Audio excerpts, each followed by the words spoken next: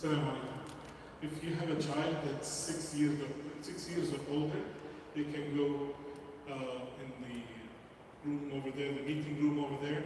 If they would like to stay here, they're welcome. If you would like to go there, we have somebody, Mu'adh, may Allah bless him, who's going to talk to them about one of the manners of Islam. So, we would, if they have nothing, unfortunately, the gym is not safe enough for them to use this week. Hopefully, inshallah, next week it will be ready. Jazakumullah khair. Inshallah, I start. Ready? طيب. بسم الله الرحمن الرحيم. سعد؟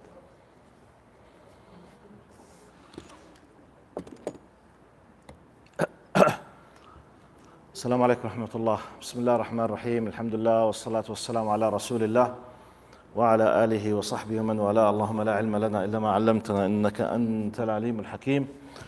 اللهم وتب علينا إنك أنت التواب الرحيم.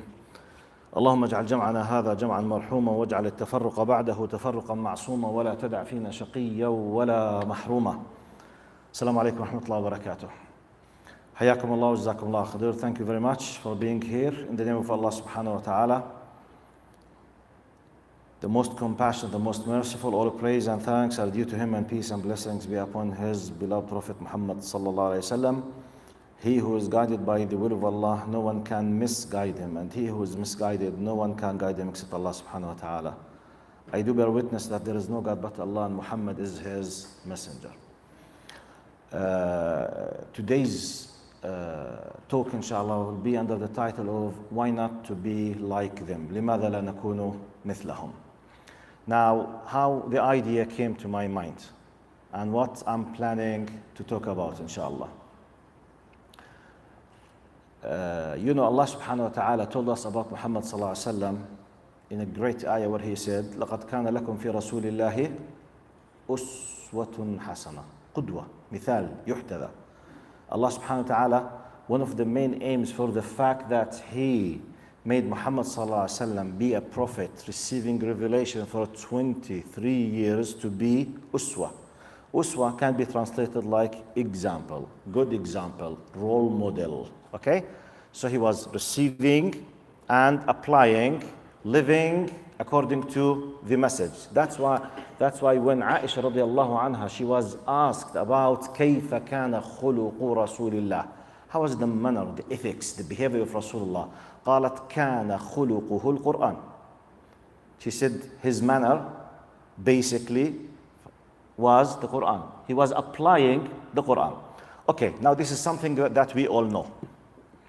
Now, one of the big questions that is raised in our faces, I mean by our faces as an academic, as a university lecturer, from my students, they always say, Ya Doctor, Ya Sheikh.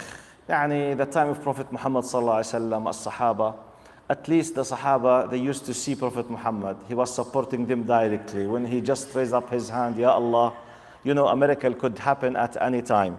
And when you tell us about Umar al-Khattab, when you tell us about Abu Bakr, when you tell us about Sa'd bin Abi Waqqas or Mu'adh ibn Jabal, we can't be like them. So, as if some people, they claim, when you tell us about those people, as if you are pushing us just to be frustrated because we can't be like them. I don't agree with this. We can be like them, because Allah subhanahu wa ta'ala will hold us accountable according to what we receive. But therefore, part of the wisdom is to follow the following indication of Allah's message. Allah subhanahu wa ta'ala said in the Quran, فَقْصُصِ الْقَصَصَ لَعلهم, generally qasas. And you might know, many Muslims know that at least around a third of the Quran is qasas. Can you imagine? The final revelation of Allah for humanity up to the day of judgment, 33% of it qasas, stories. And Allah was talking about these stories by saying, فَقْصُصِ الْقَصَصَ, narrate these stories, tell them these stories, so that they might reflect upon لعلهم يتفكرون. in another ayah, لقد كان في قصصهم عبرة لأولي الألباب. فاقصص ولقد كان في قصصهم what? عبرة. Verily, indeed, in their stories, in narrating, in bringing their stories, basically there's a lesson, big lesson, deep lesson.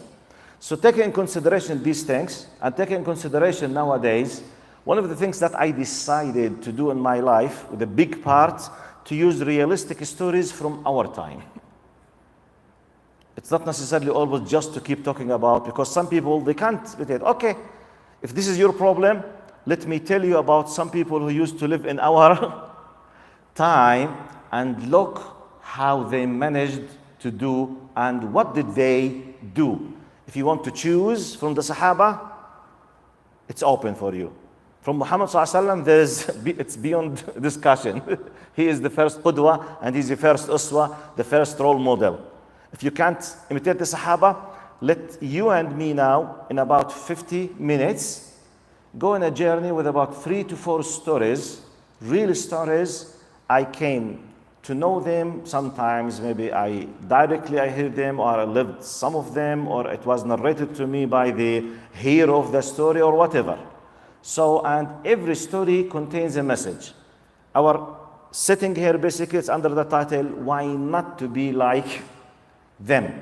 In every story, we will take a message. What prevents me from doing something like this person? Okay? So this is basically what we are planning to do in the coming, inshallah, less than 1 hour. The first story.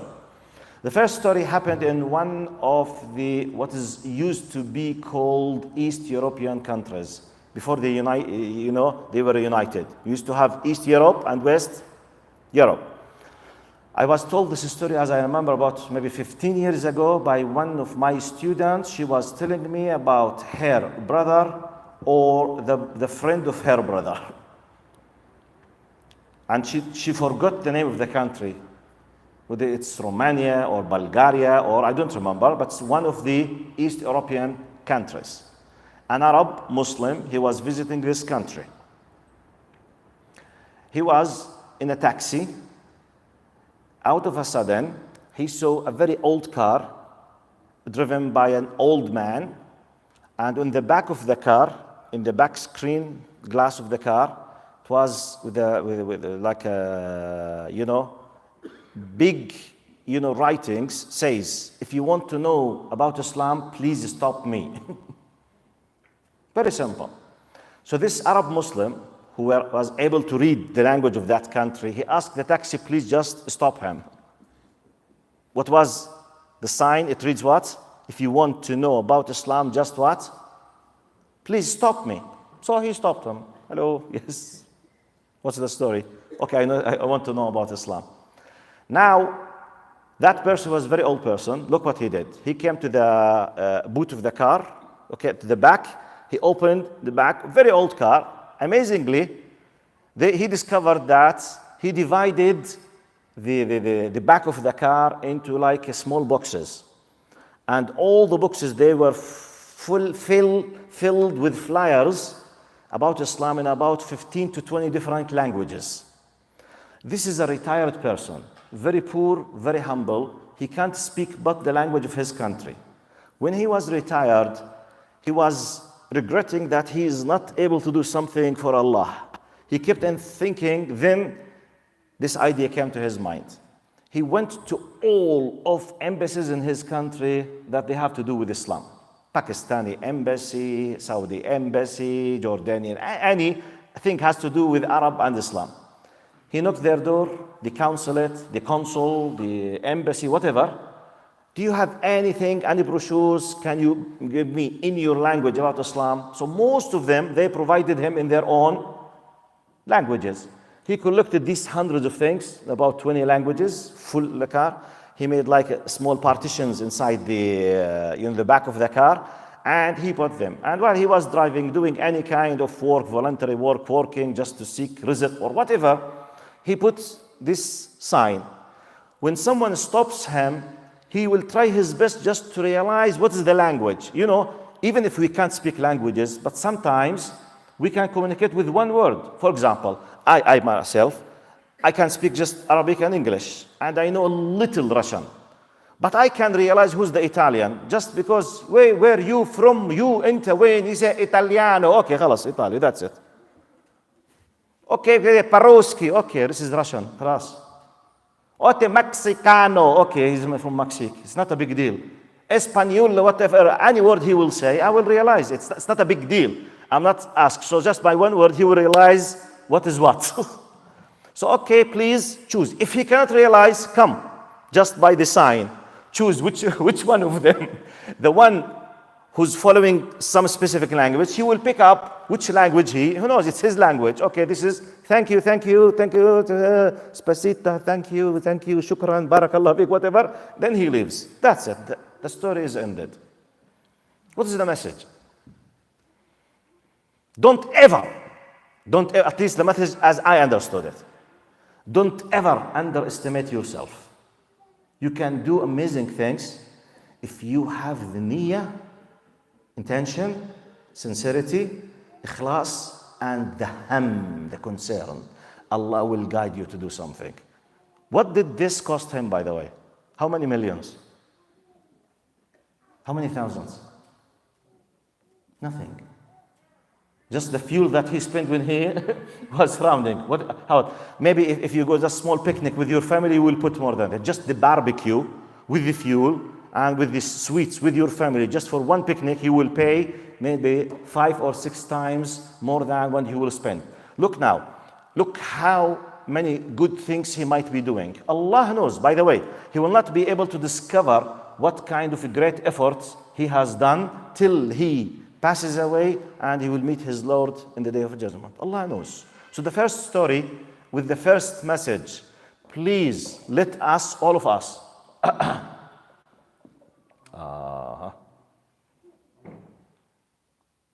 حبيبي يلا. Okay? اللهم صل على سيدنا محمد. ابنك انا فكرته هناك.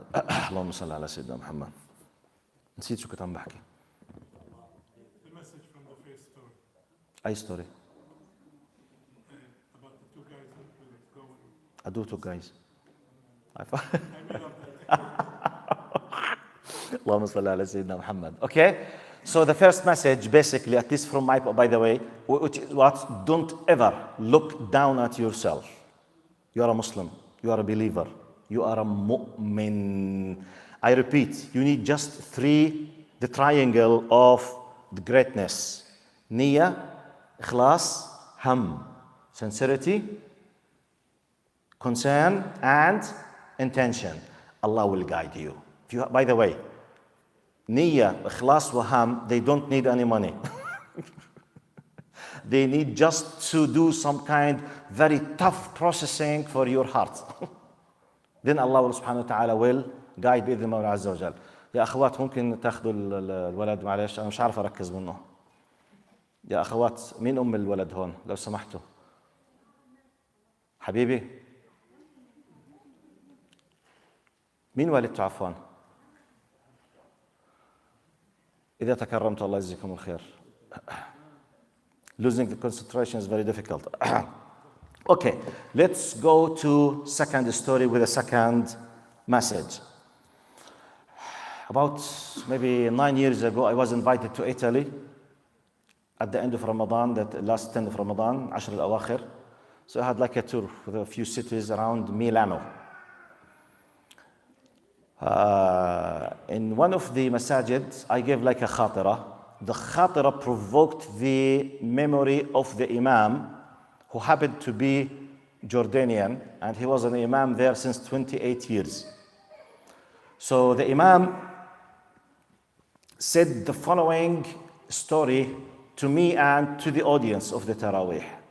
He said a very well-known story that it seems that Italian Muslims, they know it. Sorry? Wallahi, I don't remember the name. It's about 10 years ago, 2010, 2011, because I visited, I think, about 16 or 20 cities in 10 days. Every day, 2 cities. Milan. It's outside Milan, about maybe 1 hour driving. They told me in the area it's the oldest masjid, 28 years. It was built 28 years and he was the imam for some 28 years. I don't remember. I don't remember. Because I travel a lot, so the names completely is missed from my names. But it's in Italy, Milano, outside of Milan. The point. So this imam said the following story as a reaction for the khatara of that I have said. He said, a few years ago, he went back 10, 15, 20, I don't remember how many years. There was an Italian young businessman who happened to have some guy kind of good money. He's, let's say, relatively, he's a rich young man and a businessman. He was trying to catch a very, very important meeting in that city, in the mid of the downtown. He knew in advance that this meeting, in addition to the fact that it was a very important meeting, it was a long meeting. He knew that in advance. I'm talking about 4 to 5 or 6 hours. And he was an addict for cigarettes. All the time he's what? Smoking. So 4 or 5 hours for someone who smokes all the time, he needs at least 2 packets or 3 packets. So now he was, let's say, and it was a late meeting. He said it was something about maybe 6 or 7. In 1-2 hours, all supermarkets, all places will be closed. He realized by the end of the meeting, when he is going back, he can't find any place to buy any cigarettes. It seems that area, according to this story, it's like the UK. I don't know here, but in the UK, in many places, you can't find, except rare places after 5 o'clock are open. You are very lucky if you find around 6 or 7. At 5, they close. If you do not catch your basic needs, most of the places, they are closed very early. It's the culture there. Anyway, for now, he was thinking, he's very late for the meeting. And he can't be late, because it's a very important business meeting. If he wants to stop, he will be late. But if he quit the meeting, he can't buy the cigarettes at the night, everything is closed. What can I do? Then he remembered a fact. That fact says that we have a lot of illegal immigrants from North Africa, especially from Morocco. Morocco, Algeria, Libya, Tunisia, many of them, they are in Italy with Egyptians. Now, recently, the last years, they have a good of Egyptian brothers. But the majority there, it seems from Morocco. So many of them, they came seeking the rizq. But for many reasons, they were not able to have, as we say here, the PR or the green card in America. So they can't work during the day. When do they work? At night. Because they might be captured by the local authorities and they will be, they will force them to travel back to their countries. So he remembered that some Moroccan brothers, they work at night by having small booths, and they sell this kind of, simple things. Like, for example, tissues, pens, chewing gum, these simple things, including cigarettes. By the way, just a pause. I personally, with the opinion that says that dukhan and cigarettes is haram, okay? But I'm just narrating the story as is. But I'm with the opinion, definitely, that smoking is haram. This is another story. So I'm not promoting smoking now in this story, okay? I'm not encouraging. But this Italian, he remembered that, according to his experience, whenever he is traveling at the midnight, he always finds those Moroccan brothers who sell these things, including the cigarette. He said, okay, no problem, khalas. Even if everything is closed, I can solve the problem. So subhanAllah, as he expected, he finished around maybe 12 at night, when the time was very late. And as he expected, he found one Moroccan brother who's selling these simple things, including cigarettes. He was a very old man. I think I was told he's 70 plus. Look to the conversation between them. He came to him. He took one of the cigarettes. He paid, let's say, €1. Now, it seems that Moroccan brother, he has a very nice habit. Whenever he receives the money, he put it on his forehead, and it's very well known in Egypt as well. And then he kisses it and say, Alhamdulillah. He said it in Italian language. He said like, Alhamdulillah, Alhamdulillah. It's a sign of what? A gratitude for Allah subhanahu wa ta'ala for the rizq, the ni'mah. Allah gave me, forget now that it was for cigarettes. It's another story, okay? Okay. But I said, Alhamdulillah. I saw it in Jordan. We have maybe at least around 1 million Egyptian brothers. They work in Jordan. So most of them, when they have them, they say, Alhamdulillah. Which is a very nice attitude. Amazingly. It's a sign of, Ya Allah, I know that this rizq is from you. So this Moroccan brother, he did it. Alhamdulillah, in Italian. The reaction of the young Italian businessman. He said, hey, why you are thanking your Lord? It's me who gave you the money. أنا اللي أعطيتك إياه. شو بتقول الحمد لله؟ المصاري مني. فلوس مني. وين الحمد لله? Look, directly, he was not able to, he was very frank. It's me who gave you the money. Why you are thanking your Lord? He said, no, you don't understand it. No, it's from him, not from you. He said, are you crazy? I have just handed it in your hand now. Are you crazy? He said, no, I'm not crazy. Alhamdulillah, it's him who should be thanked. He said, you are crazy. I have just given you the money. He said, look, the Moroccan with full trust of his faith, he said, look, can you tell me why you did not buy from any place before now? Why you came to me at midnight now? My Lord, Allah brought you to me to pay this to me. This is my rizq, whether you love or not. You know, he was shocked. Look to the reaction. It seems that he's a non-practicing Christian. He's not an atheist. You know, Italy in general, they are Catholics, traditionally. They are actually the center of Catholicism in the world. You know, Rome and Italy. But it seems he's a non-practicing Christian, non-practicing Catholic person, like non-practicing Muslim. He was shocked and he was attached to a degree that he said the following. Now, I quote. He said to that Moroccan brother, you know something? I'm a rich person, very wealthy. And my Lord gave me money all of my life. And I'm enjoying a lot of money in my life. Yet, it did not come not even once in my life to thank him. And you are thanking him just for every single euro you receive. Wow. What kind of religion is this?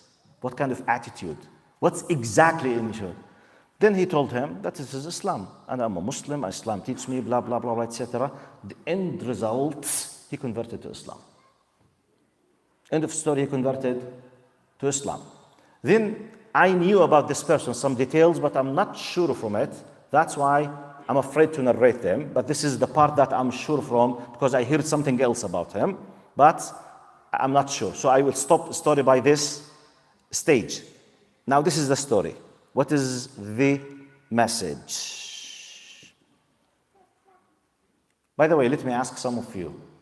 I have like a title for this story. If I ask one or two of you, brothers and sisters, what the title that might be used for this story? What is the message? A title, I mean a message. Message or a title for this story? 2 words, 3 words maximum. Yes? الرزق محدود. The rizq is limited. The sustenance of Allah is limited. Okay. What other message that you can receive? I mean the biggest message. It contains many messages. But what could be a title as a message for this story? Yes? My akhlaq is my da'wah. My manners is good. Even if I'm not positively, I'm not doing da'wah, talking, giving speeches, Do you think that Moroccan, he was doing something has to do with akhlaq? Was he dealing in a nice way with the Italian? they gave him a message. Okay, through which? خلق الشكر. The shukr lillah. The attitude of gratitude. Good, nice. By the way, nothing is wrong. Everything can be included. Thank you very much. Sisters, do you want to say anything? طيب. Yes, sorry. آيات الله أو sign Allah The signs of Allah subhanahu wa ta'ala. Could be used. Good. By the way, everything is part of the story. Let me just tell you about what came to my mind when I prepared this. You know what's the title? Being proud of your identity. Being proud of your identity. What is the main... Some immigrants, when they move to foreign countries, do they their best to hide their identity or not? They feel shy to pray in front of others. They feel shy to speak in their language. They feel shy to say the word or to thank Allah subhanahu wa ta'ala. You know, I don't, what do you know? What's do you know? You know. This is, the attitude of inferiority, the inferiority complex. A believer by default should not be holding inferiority complex, عقدة النقص. You should not hide yourself. You should not. Now, he was so proud of his identity. He insisted, no, this is not from you, this is from Allah. What is this? This insistence is what? Try to analyze psychologically the situation. Let's try as if we are there now together, okay? Put yourself in the place of that person. You are an illegal immigrant, working at night. The one from the country, a rich person from the people of the country, he is arguing with you regarding something very sensitive, which is your identity, your religion. And there is a huge dispute between you and him. Do you think the shaitan will not bring to your mind a possibility, يا عمي ما تدقش بيطردك من البلد هسه? Don't you think so? That come as a foreigner, as a weak person, which means, hey, يا عمي, just let it go. If you made a problem with him now, he might discover that you are illegally in this country. He might phone anyone. In a few hours, you will be kicked out of the country. يا عمي شو بدك وجع الراس? Why are you seeking headache?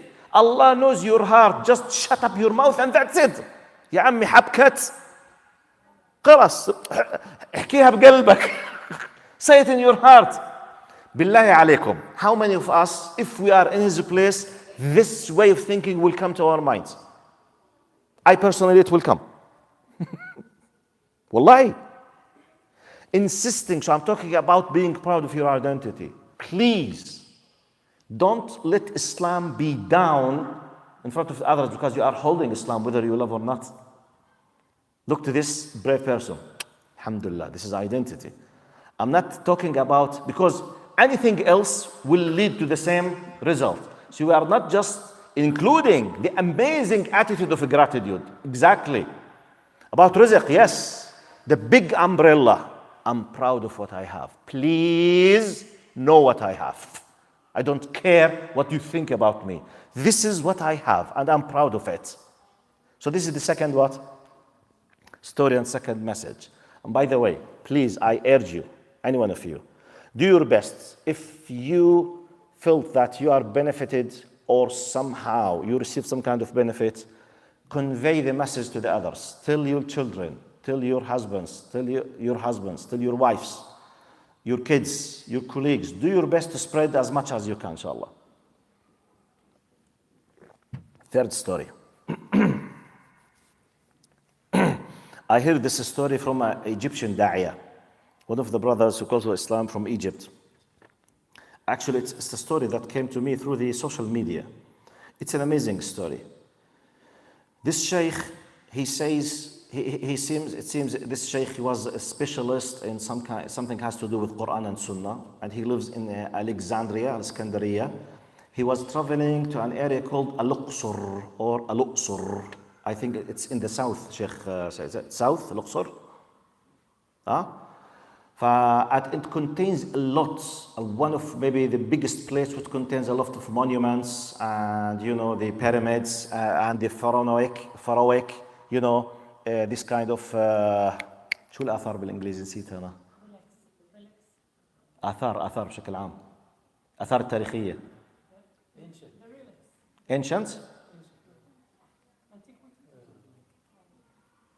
Ancient بس؟ آثار تاريخية شو معناتها بالإنجليزي؟ monuments, ancient monuments. Okay, thank you. فالأقصر or الأقصر, it depends on the riwayah, contains a lot of ancient monuments at that place. So it is targeted by millions of tourists. So he had like a special conference, this brother from Alexandria, this alim, this sheikh, in that area. She was traveling through the train, then he took like a taxi.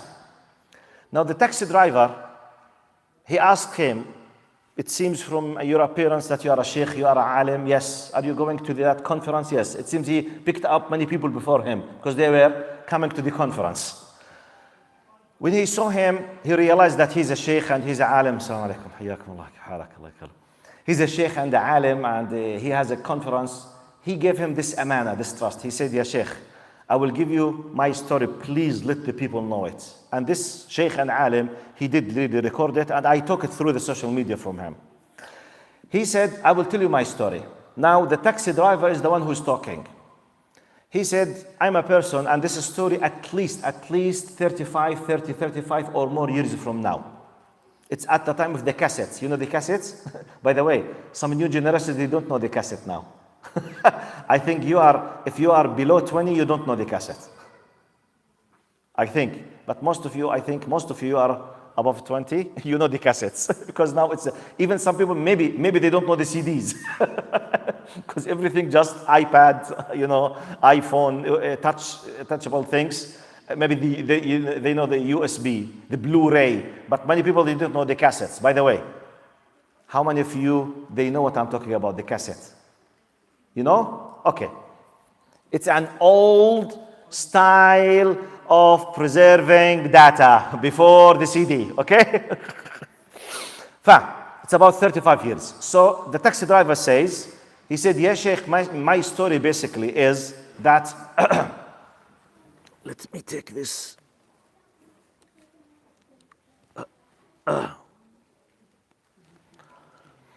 He said, basically my story is that Allah subhanahu wa ta'ala gave me a great ni'mah. And this ni'mah basically, that I was able to speak, and I was able to write, and I was able to speak and to write and to understand, to listen English fluently, as if I'm a native speaker.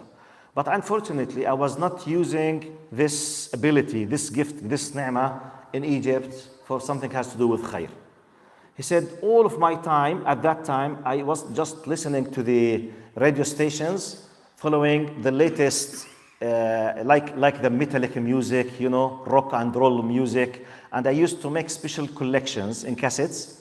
And I had a small kiosk by the entrance of one of the great ancient monuments, like a pyramid or one of these things. So, and this place is approached by hundreds of tourists on a daily basis. He said, what I used to do basically, I had a small kiosk, table like this. I put this is a big recording device. You remember this musajjil with the radio? It contains 2 cassettes with the radio, with the buttons like this. So I have a big loudspeakers. Whenever I see some of the tourists approaching my area from the entrance, I start putting this kind of cassettes with kind of boom, boom, boom, boom, these things, just to attract their attention and to sell them. And he used to sell each cassette with $1. He said once a day, waiting my rizq, like a boy and a girl, a man and a woman, very young man, young woman, seems boyfriend and girlfriend, they were approaching my area. He said, when I saw them just coming close to me, I opened this kind of, high music, boom, boom, boom, boom, something. She came to me, she said, please, I feel something, inside my heart. I feel very upset. I'm not good. Please, do you have anything just to release me, something to relieve me, something just to feel me relax? She was seeking something like soft music. Actually, he does not have anything that has to do with soft. Everything is just for dancing. Boom, boom, boom, boom, like this. He gave her the first collection that he made by himself. The first one, dum, bum, tam, bam, whatever. No, not this one. This one, this one, this one, this one. Nothing she liked. She said, don't you have something like soft music? No, I don't have. Try this, try this, try this. She was upset. Now, as an Arab, you know, Arabs are very emotional. So he was very angry because she did not like any of his collections. So the recording, the cassette recording, it was like this. So he was very angry. One of the signs that many Arabs, they do when they are angry, this happens in Jordan, in Palestine, in Egypt, they hit the table. They say, Allahu Akbar, مش عاجبك شيء, لا حول ولا قوة إلا بالله, like this. Okay? So in Egyptian movies, what they say, الجوازة دي حتم يعني حتم. They hit this. فhe was so angry that he did it voluntarily, like, you know, out just of his nature. He just hit the table because he was so angry. I will not say coincidentally, I will say by the will of Allah, one of his fingers, you know, touched the bottom of the radio. If you remember that cassette recorder, it contains 2 cassettes with the buttons and the small button for the radio. When you just switch the radio, the cassette will stop. You will be receiving the broadcasting, the old ones. As long as most of you know what I'm talking about. So just coincidentally, or by the will of Allah, just like this, the radio immediately was open. By the will of Allah, the broadcasting was for Abdul Basit, Abdul Samad, rahimahullah. يقرأ القرآن. He was reciting the Quran. And you know who is Abdul Basit. This magical voice. Now, the lady, she is listening. She listened for a few seconds and said, yes. This is the music that I want. She said, excuse me, this is not the music. She said, I don't care what is it, give it to me. He said, hey, this is not music. She said, I don't care. Give me the cassette. Khalas, I loved it. I liked it, give it to me. Now he's talking about himself. He said, I was very close to Mr. Shaitan. You know Mr. Shaitan? He was very close to Shaitan, he himself. He said, I felt angry and I don't want the hidayah for her. He said, look, you can't have this music. She said, what? She said, because this music, he did not tell her, before he tells her, he said, look, this is not the music, this is the Quran, this is the book of Muslims. And this contains the recitation. She listened, she understood nothing. She said, I don't care what is it. Give me the cassette. I will pay you $50.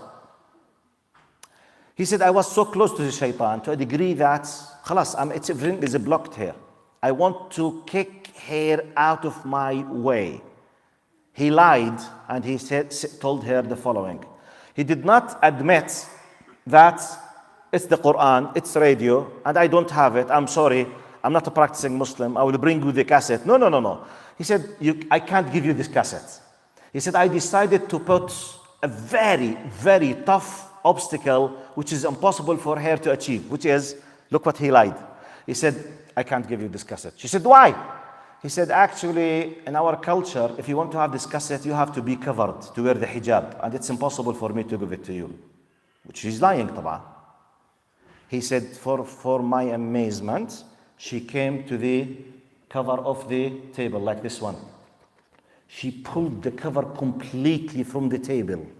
She put it on her shoulder, like this. She covered her head. She covered all of her head and face. She said, I'm covered now. Give me the cassette. Wallahi. He said, I could not control myself. I went down on my knees crying. I was crying like a small child. Allah, I was trying to put obstacle in her face. And I said, no, I couldn't. Khalas. He said, after I stopped crying, I admitted, I confessed. I said, hey, please forgive me. I'm not a practicing Muslim. I'm very far from my Lord. This is the Quran. The Quran is the message of Allah, but I don't have it because I don't sell it. I don't buy it. I don't care with it. I was lying. I'm very sorry. Please forgive me. But I promise you, if you come tomorrow, I will bring you one. Just come tomorrow to the same place. I will buy from someone. I'll bring it to you. Okay. He said, I brought cassette for her. She took it. He said she traveled to her country. She was speaking English. He did not say whether she was a British or an American or a Canadian. I don't know. He said she kept in, and it seems like the normal, mail. It's not the emails. It was more than 30 years ago. He said she kept on sending me letters answering her about Islam. the final message I received from her, it contains just أشهد أن لا إله إلا الله وأشهد أن محمد رسول الله. She converted to Islam, and I don't know anything about her, what happened with her, what did, etc. Now, what is the message? Well, we can conclude many messages from this. Because you know what's the title of our talk? What is it? Why not to be like them? The first one, can't we be like him? Definitely we can. Second one, can't we? Yes, you can. Third message now. Let's see in which place we can be like him or them or her or whatever. The message, at least from my point of view. We, I mean Muslims, we whom we think that Allah gave us the guidance, don't ever be arrogant and don't think that Islam will stop if you decided not to work. Allah does not need me to let the message reach. It will reach the one who wants, whether I love or I don't like it, it will. But Allah is honoring me that He's using me. Because some of us might feel arrogance because for the fact he was born as a Muslim, or he's a convert and he's doing everything. The rest, insa. No. Just please go to the status that the brother said it. The attitude of gratitude. All the time be thankful. Thank Allah for this. Allah does not mean me or you or us or any one of us. So the example that I use for this story, it's like the very fast trams or the trains or the underground. You know, they stop when they stop. They stop for how many hours? Hours or minutes or seconds? Normally, the undergrounds, the trams, they stop for how long? Seconds. 30 seconds, 20 seconds, 25 seconds, 15 seconds, just seconds. Now, the train is like in my example, the train is Islam. Islam stops at a certain times and it will open the gates for 50 or 20 seconds for you. You have to be ready already. Stand by, your bag is on your back, standing next to the line with 2 meters, that's it, completely. You have done whatever you need. You took your sandwich, you drank your water, you went to the toilet, whatever you need. Ready? Stand by. Doors are open in 5 seconds. Tan, tan, tan, tan, tan, tan, tan, tan. Doors are closing. Tan, tan, tan, tan, tan, tan, tan. That's it. 15 seconds. If I do not get in, who is to be blamed? Islam, Allah, or me? Me. So the train is Islam. When the opportunity comes, be ready. Which means I have to work to be ready. When the opportunity comes, I must do my best. Get into. That's why, look, for example, amazingly, I will give you like an indication about, this is huge, by the way. This meaning is huge. It needs a series of lectures. Simple example. Prophet Muhammad ﷺ said in a hadith sahih, قال من قرأ آية الكرسي دبر كل صلاة لم يمنعه من دخول الجنة إلا أن يموت. Amazing. It seems, wow, it's very easy. Look, the one who reads آية الكرسي after each salah mafruda, compulsory, there is nothing to prevent him from getting into the Jannah except that he should pass away, which means Allah should take his soul. This is the only preventive element between you and the Jannah. Someone listens to this who say, wow, it's very easy. No, it's not easy. It's not easy. Do you know, to keep this in mind, believing in it, having a good attitude, reserving the time. واحد بيقول لي, well, time, yes, wallahi. Most of us, including myself, sometimes we do as-salam, we do sometimes the second salam while we are moving. Immediately, اسمع لقيته البزنس حطيته الحق هيني جاي إلى آخره. Sometimes 3 of our, this is what we do. We don't pray the sunnah immediately. We don't do the tasbih. How many of us is able to control himself to do the tasbih? Subhanallah 33, Alhamdulillah 33, which takes around 2 minutes and a half, 3 minutes, Ya Ammi 4 minutes. How many of us? Most of us we can't. We know, but we can't for many reasons. So it's not easy. What does this mean? It means I believe and I insist, and all the time I remember, which is dhikr. By the way, the fact that you insist in it, it's part of dhikr. So, imagine if you kept doing it for 40 years.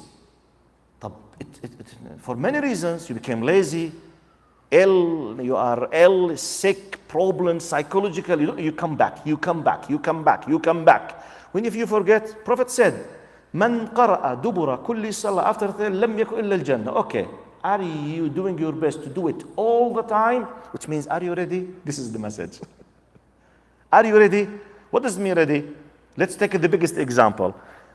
We know in Islam, one of the greatest, and I insist, one of the greatest things in Islam that Allah did not tell us about the time of when we will pass away. By the way, I have just 3 minutes to finish my talk. At 8:30, huh? Brother Sheikh Salman. 8:30? No, we pray at 8:45. Give us 5 minutes for wudu. Okay. Now, inshallah, I finished with this. One of the greatest things in Islam, I believe, is the fact that Allah subhanahu wa ta'ala did not tell us about the time when we will pass away. Allah subhanahu wa ta'ala says in the Quran what? وَمَا تَدْرِي نَفْسٌ ماذا تكسب غدا وما تدري نفس بأي أرض تموت. Prophets, they don't know. Angels, they don't know. It's just Allah. Allah decides and He commands, take the soul and that's it. No one knows. Do you know that this is one of the greatest things that Allah has decided? Do you know why?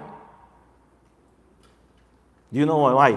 Imagine if Allah made us able to know when we will pass away. I believe, I'm talking about myself. If I know when I will pass away, I might be the worst person on earth. Because if I know that I will pass, imagine that I'm 30 now. I'm not 30, I'm 52, okay? احنا بنعرف زي نسوان بنخبي اعمارنا. Okay. We have no problem طبعا. Huh? Oh my God. I apologize. He says you will have a problem. Okay. Okay, I'm sorry. Imagine that I'm 20 or 30 now. And I know I will pass away at the age of 75. I know for sure that I have 55 or 65 or 50 years, for sure, definitely. What will prevent me from committing all kind of evil, filthy, dirty things on earth for 20 years, 30 years, 40 years? The last 15 years, I will go to the Hajj every year, 10 times. I will do Umrah 5 times a year, multiplied by 1050.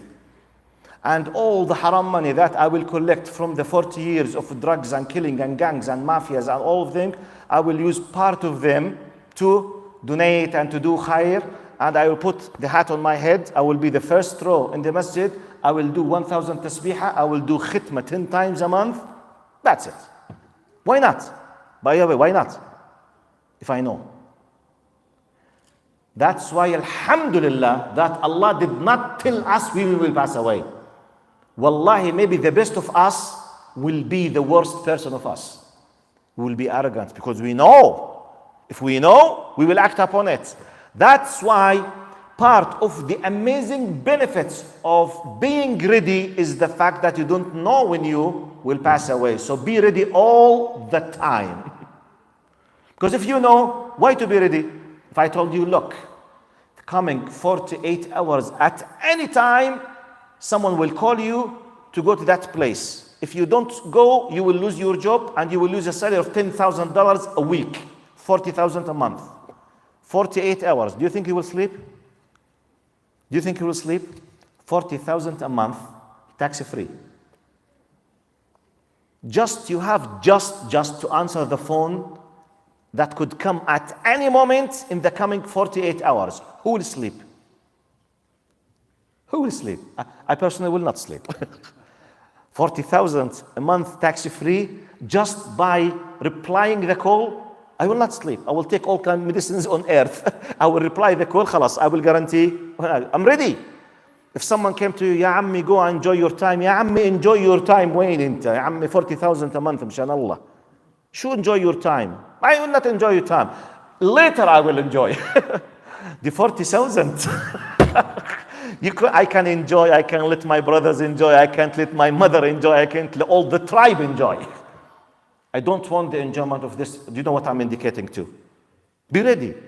Be ready by the way. The fact that I'm all the time doing the dhikr, it means I admit, I believe I'm ready. The fact that I do repent all the time, it means I believe, I admit I'm ready.